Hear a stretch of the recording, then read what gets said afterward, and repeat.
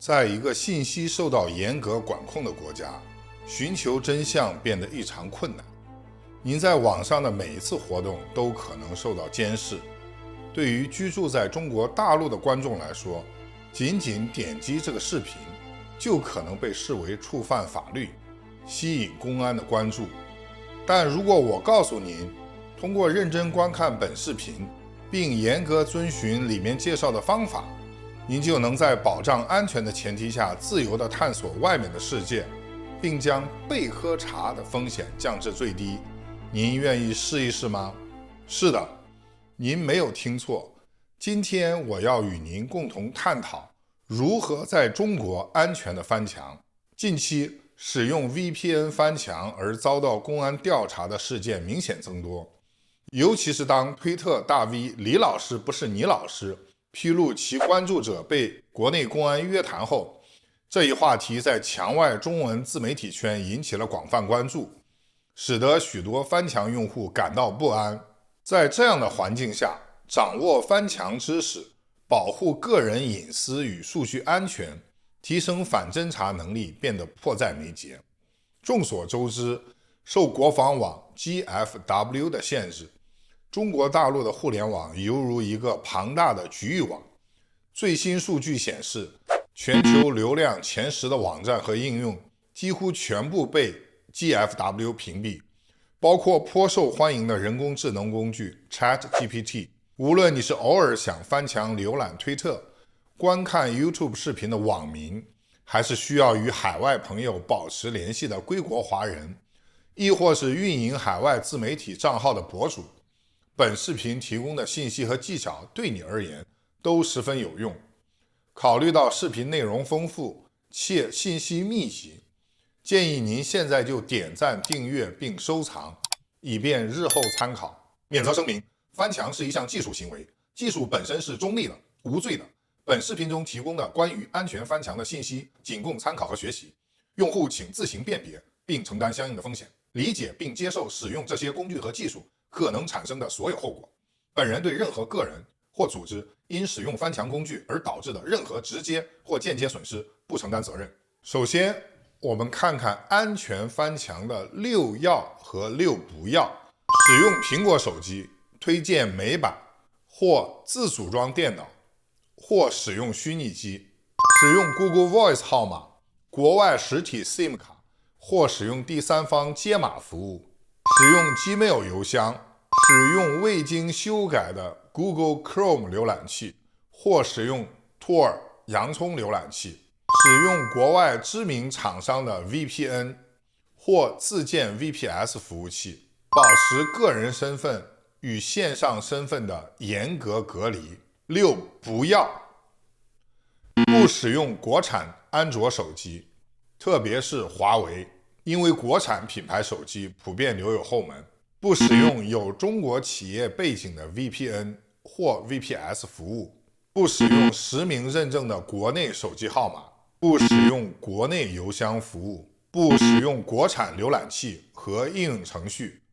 不在网络上透露任何个人真实信息。仅仅知道这些就够了吗？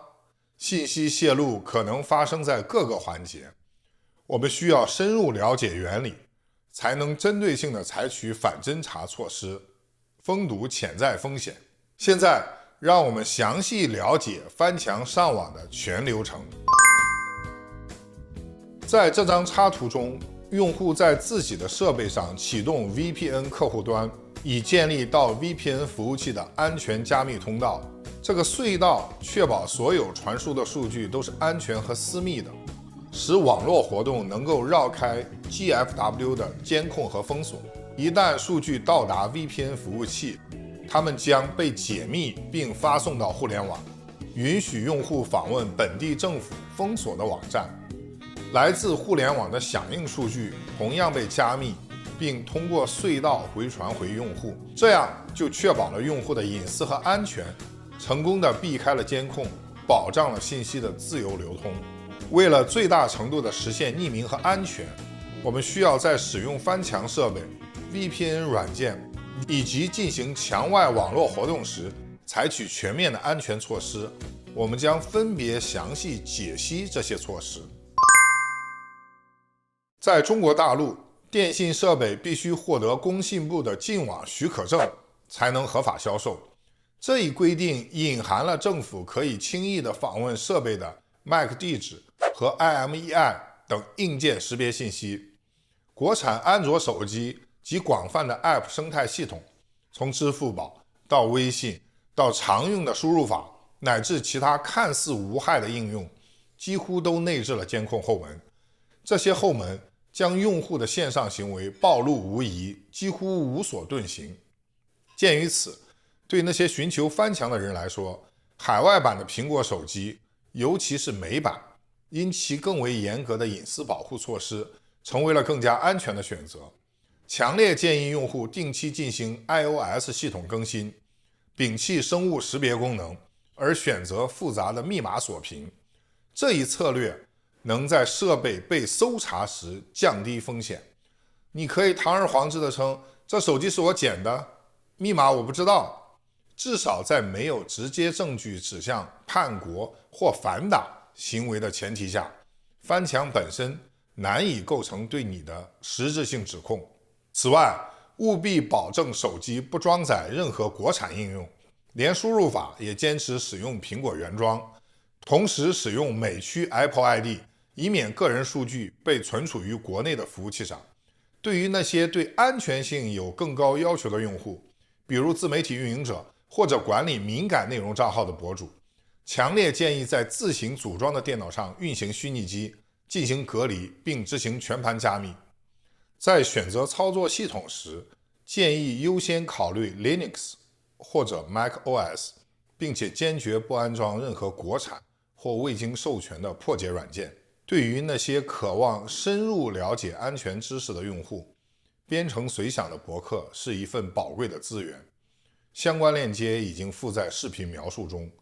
通过这些举措，尽管不能完全消除风险，但至少我们能在信息自由与个人安全的天平上做到合理平衡。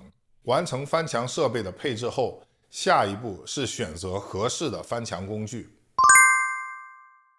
首先，我们来讨论绕过 GFW 封锁的代理工具。主流的选择有 VPN 和 VPS， 也就是俗称的机场两种。VPS 机场多数由国人运营，其安全性备受质疑，已经发生多起机场主跑路事件。跑路尚算是较为幸运的结局，因为在国内出售翻墙工具属于刑事犯罪，机场主被抓的话，极有可能会供出客户名单。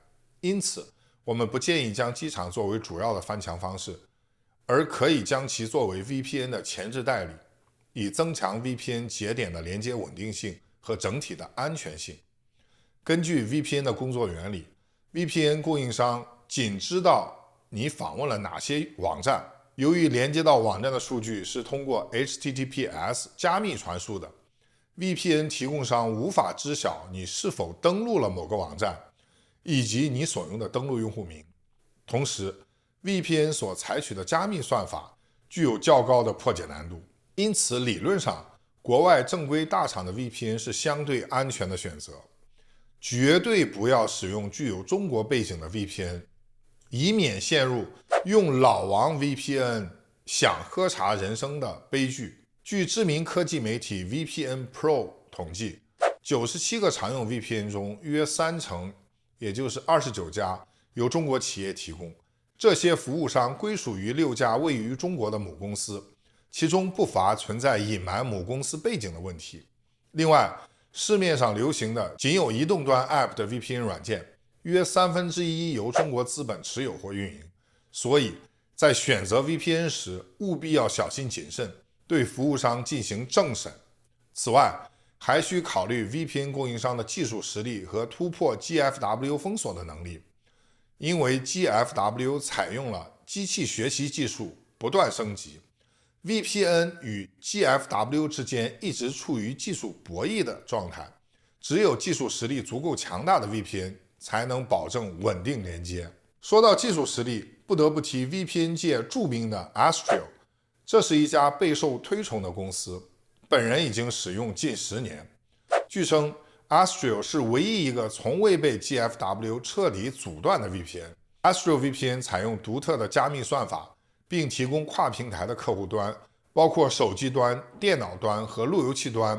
其服务器遍布全球58个国家的119个城市。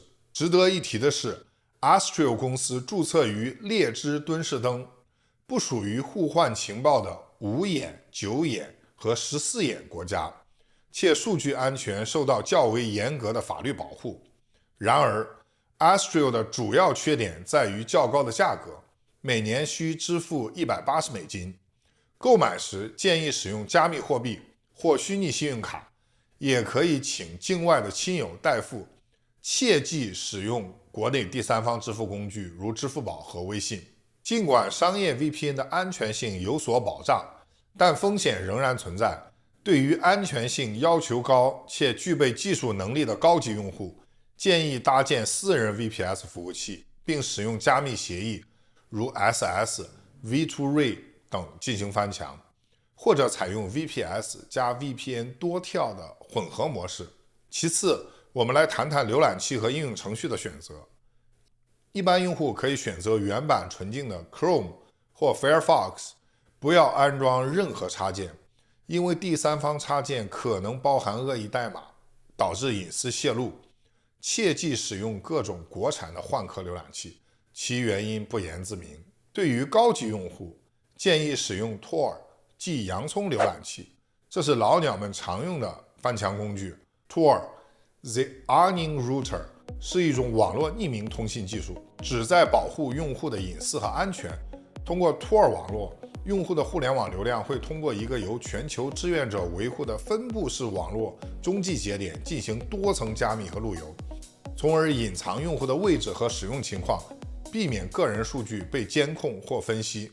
在选择必要的应用程序，如推特等，务必从 App Store 中下载原版的应用，切忌用第三方工具。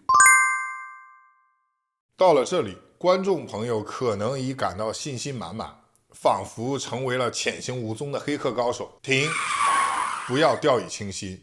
在注册墙外社交平台，如推特、YouTube 等时，切勿使用国内的手机号或邮箱，并避免提供任何真实信息，包括但不仅限于姓名、生日、地址、账号 ID 和头像等。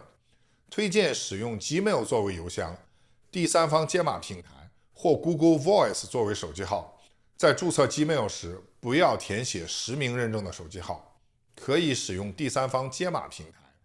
至于 Google Voice 的注册稍显复杂，需要绑定美国的实体电话卡，建议在万能的某宝购买后再绑定到自己的 Gmail 上。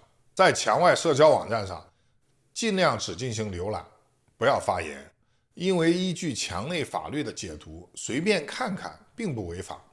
如果你实在忍不住想说话，务必注意不要泄露任何真实信息，以防身份被社工。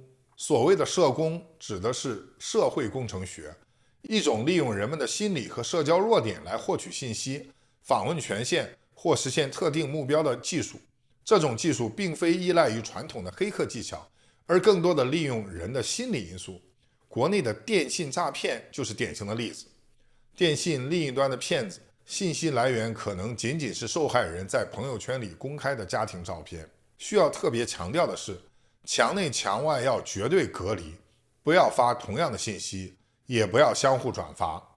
许多社交 App 会在截图上加上不可见的身份码，转发截图同样不安全，必须像防范诈骗一样警惕被社工。最后，务必保持高度警惕和隐私意识，在进行翻墙活动时尤为重要，避免在公共环境中，尤其是校园里，讨论或透露任何敏感话题。鉴于目前国内反间谍活动的紧张氛围，保护个人安全至关重要。建议大家不妨在墙内做两面人，无论线上还是线下，都不参与敏感话题的讨论，以避免不必要的麻烦和牺牲。同时，强烈反对将 VPN 等翻墙工具作为盈利手段出售。根据国内法律规定，这种行为是违法的，可能会带来严重的法律后果。让我们在追求信息自由的同时，也不忘遵守法律，确保自身的安全。在互联网上保持绝对的匿名和安全非常困难。我们提到的措施可以显著提高安全层级，但无法做到绝对安全。对于高级用户来说，不仅要养成良好的上网习惯，还要关注操作系统和 VPN 加密协议的漏洞防护，更深入地理解网络协议，并不断更新自己的安全知识库。只有不断学习和适应，才能在这场复杂的网络安全猫鼠游戏中占据优势。视频到这里，我们已经讨论了安全翻墙的技术和注意事项，现在来做个总结。安全翻墙的关键要点包括：翻墙设备物理隔离，专机专用，拒绝国产，包括手机、翻墙软件、App 等，选择国外大厂有口碑的 VPN 并定期更新，隐匿实名信息，墙内外身份隔离，做两面人，翻墙不要告诉别人，自我保护。自互联网诞生之日起，便成为信息自由流通的载体，其天然属性决定了任何组织或个人试图限制互联网的自由精神，将其转变为牟利工具，甚至发动信息战来颠倒黑白，试图改变历史潮流，最终都将是竹篮打水一场空。防民之口甚于防川，正如没有人能够堵住所有人的嘴，也没有人能阻止互联网上信息的自由流通。在疫情封锁期间，我被关押在狭窄的出租房内长达2个月。尽管这段特殊时期艰苦难熬，但我从未放弃对墙外真实声音的渴求。通过翻墙，我第一时间目睹了习近平在20大上拙劣的表演，曾经的一尊涛哥被架离会场的悲凉身影，这进一步坚定了我逃离囚笼的决心。中国的国家防火墙 GFW 代表着中共这个独裁政权对话语权的垄断。当墙倒塌的那一天到来时，随之必将是中共政权的崩溃。鲁迅先生在《故乡》中写道：他们都和我一样，只看见院子里高墙上的4角的天空。100年过去了，美国已经创造了诸如 OpenAI 这样的突破性科技，而在遥远的中国，那堵高墙依然屹立不倒。而互联网正是我们窥探墙外世界最佳甚至是唯一的窗口。我们个人无法阻挡时代的洪流，但即使身处墙内，我们也应心系墙外，保持对自由的渴望，积极倾听墙外真实的声音。正如《肖申克的救赎》中瑞德对安迪的评价 ：“You know, some birds are not meant to be caged. Their feathers are just too bright.” I swear the stuff he pulled. These friends of mine could use a couple of beers. And he got it. And he got it. Sometimes it makes me sad, though. Andy being gone. I have to remind myself that some birds aren't meant to be caged. Their feathers are just too bright. 愿互联网的自由之光照亮我们的羽毛，愿每一只渴望自由的鸟儿最终都像安迪一样展翅高飞。视频即将结束，在此我要向知名博主编程随想阮小环先生表达我最崇高的敬意。在本视频的构思和制作过程中，我深入研读了编程随想先生的博客，这给我提供了极大的帮助。相关链接已放置在视频描述区。编程随想先生作为中国知名的网络安全教育先驱，不仅是翻墙教父，更以技术报国的崇高理念，努力普及网络安全知识，激发国内民众的思考。尽管如今阮小环先生遭受中共的非法审判，身陷囹圄，但他所传播的智慧之光与正义之火永不熄灭。他的努力犹如夜空中最明亮的星，为追求真理与自由的人们指引方向，激发勇气。让我们共同为编程随想先生祈祷，期盼他早日获得自由，祈愿光明与正义最终降临人间。感谢您收看本期节目，我是冷眼，我在自由的世界等你。